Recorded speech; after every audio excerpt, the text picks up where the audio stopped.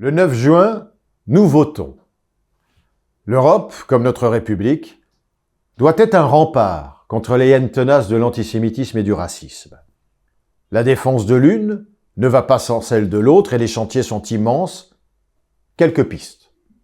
En France, procureurs, greffiers, juges, forces de l'ordre, c'est l'ensemble des acteurs judiciaires de la chaîne pénale qu'il faut former aux différentes déclinaisons de ces fléaux et à leurs formes codées. Une définition de l'antisémitisme a été proposée par l'IHRA en 2016, non contraignante. La France l'a adoptée en 2019. Elle comporte des exemples contemporains d'antisémitisme dans la vie publique, les médias, les écoles. N'en restons pas là. Donnons-leur une forme légale, contraignante.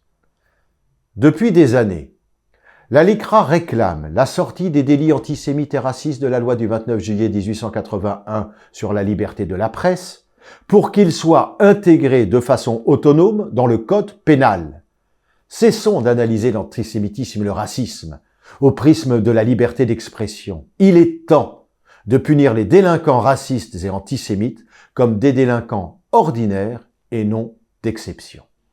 Les programmes scolaires prescrivent l'étude des génocides, mais ne considèrent jamais le racisme et l'antisémitisme dans le temps long.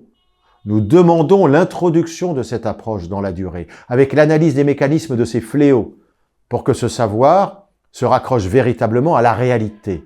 Cette approche doit être soutenue par un ambitieux plan de formation des enseignants. Nous voulons la mise en œuvre en France et en Europe du Digital Service Act, DSA, la nouvelle législation européenne de régulation des services numériques, pour que les contenus haineux soient rapidement retirés des réseaux sociaux et que leurs auteurs soient sanctionnés par la loi.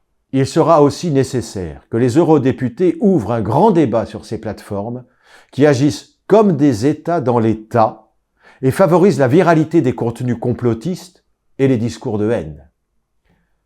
L'incitation publique à la violence et à la haine a été constituée en infraction pénale par le droit de l'Union européenne. L'application de la loi doit être ferme et rigoureuse. La Commission européenne doit pointer les manquements et les défaillances en la matière. Faisons ainsi de la lutte antiraciste une cause européenne. Que ces discours de haine soient considérés dans tous les États de l'Union pour ce qu'ils sont, des délits et non des opinions. Contre l'antisémitisme, contre le racisme, il est temps de passer des paroles aux actes.